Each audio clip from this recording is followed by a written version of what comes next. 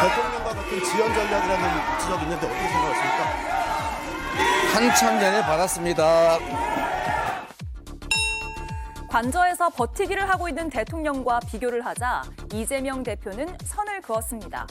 조기 대선 가능성이 높아지면서 여권에선 이재명 대표의 재판도 빠르게 진행해달라고 촉구하고 있습니다. 그러면서 이재명 대표가 변호사를 선임하지 않거나 항소심 서류를 받지 않는 등 지연 작전을 펼치고 있다고 비판 목소리를 높이고 있습니다. 1심에서 소송 서류를 받지 않으면서 재판을 끌어왔습니다. 사법기능의 원칙상 이재명 대표에 대한 재판이 먼저 선고되는 것이 원칙이고 그렇게 진행돼야만 여야 균형이 맞다라고 생각합니다. 민주당 측은 탄핵 국면의 서류가 와서 받을 수 있는 사람이 없었던 것뿐이다라고 설명을 했는데요. 여권의 비판처럼 의도적인 시간 끌기라고 봐야 할까요? 네. 자, 일단 키워드는 시간 끌기인데 윤석열 대통령과 이재명 대표를 이렇게 한데 묶어서 비교하는 언론 기사들이 꽤 많이 있거든요. 그 프레임에 대한 의견부터 들어볼까요? 먼저 민현주 의원님. 우선 뭐 이건 간단해요. 대통령을 포함한 국가의 지도자급 인사들 그리고 공직이라는 정치인이 헌법과 법률을 정말 잘 준수하느냐. 예. 그 문제만 저는 보면 된다고 생각을 합니다. 예. 지금 윤석열 대통령 관련해서 그게 좀 핵심 포인트 아니겠습니까? 그럼 이재명 대표도 법률에 따라서 법이 정한 태도로 해서 잘못했다면 그 재판을 받고 있는 상황 아니겠습니까? 그거에 대해서 성실하게 임해야 돼요. 근데 지난 몇 년 동안 이재명 대표는 계속 재판 지연 전략이다라는 게 언론에 반복돼서 나왔습니다. 근데 이게 없는 이야기를 언론이 계속 쓸 리는 없거든요. 그러니까 예. 진보지 보수지 다 합쳐서 그렇게 언론의 평가가 있었고요.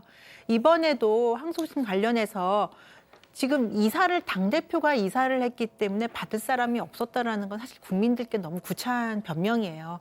그래서 어쨌든 뭐 받긴 받았죠. 수정을 했죠. 근데 아직 변호사 선임도 안 하고 있다는 이야기도 들리고 있어서 저는 민주당에서 즉각적인 반박 성명을 낸 것부터 재판 지연 전략이라는 이런 여론의 평가, 비판을 의식하고 그 비판에 대해서 겸허히 수용하는 모습을 보인다면 저는 이재명 대표 충분히 이렇게 지금 대비돼서 나오는 언론의 평가들을 분명히 저는 희석시킬 수 있다고 생각합니다. 자, 그렇다면 이재명 대표가 앞으로 어떻게 재판을 임할 것이냐. 예. 사실 윤석열 대통령 계엄 사태 때도 뭐 같이 집회를 나가야 하고 민주당을 이끌어야 하기 때문에 재판에 참석하지 못한다라고 지금 해서 사실 재판이 지연되고 있지 않습니까? 이런 것뿐만 아니라 해서 이재명 대표도 제1야당의 지도자로서 그리고 차기 대권에 나아갈 후보로서 저는 법률을 철저하게 준수하는 그런 국민적 법감정에 부합한 모습을 보이면 된다고 생각합니다. 예.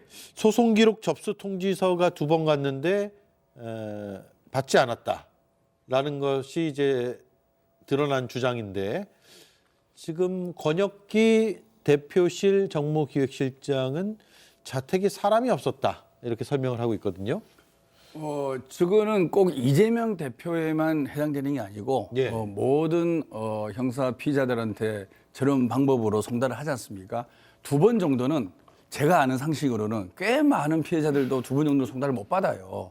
그리고 이재명 대표님은 본인과 배우자 2 아들이 있는데 아들이 다 컸지 않습니까? 아마 다 외부에 나갔을 거예요.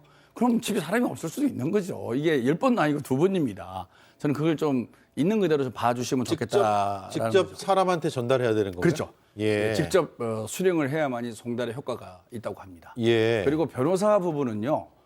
이재명 대표라고 특혜를 입었어도 안 되겠지만 이재명 대표 위기의 방어권을 또 포기해서도 안 되는 거죠. 특히 공선법은 1심에서 패소를 했습니다.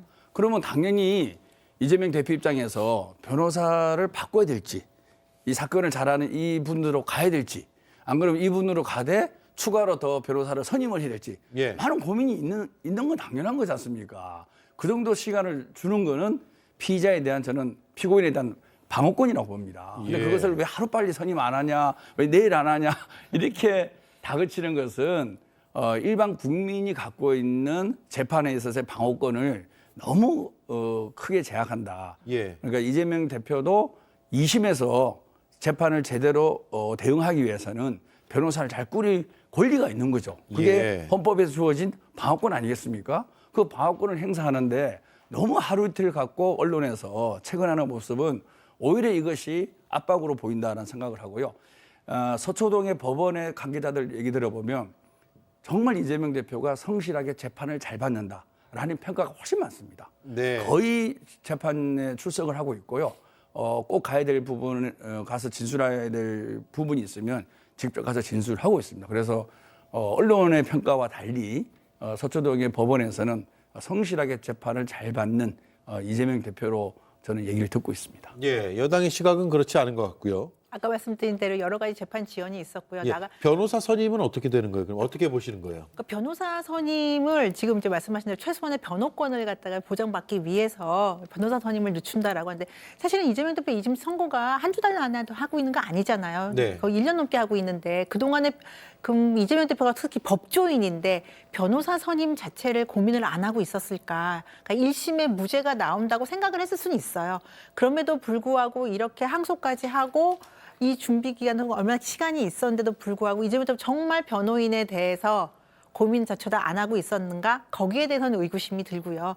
이런 문제들 때문에 변호사 선임을 지연하고 재판을 어떻게든 지연하고 윤석열 특히 대통령의 이 관련 탄핵 심판 지금 관련하고 있지 않습니까? 이 탄핵 국면에서 오히려 더 지연 작전을 쓸 것이라는 이런 많은 전망들이 나오고 있기 때문에 국민의힘 자체의 의견도 있지만 사실은 일반 국민들의 여론을 많이 지금 예.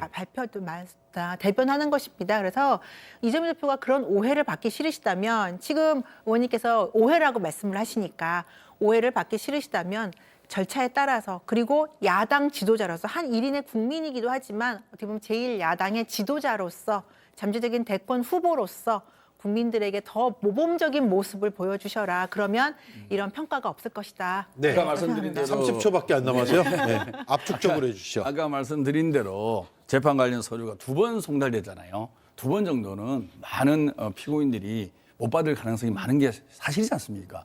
그리고 예측과 달리 무죄가 나오리라고 생각했는데 예측과 달리 유죄가 나왔어요. 그러면 변호사 선임의 시간이 필요한 건 상식 아니겠어요?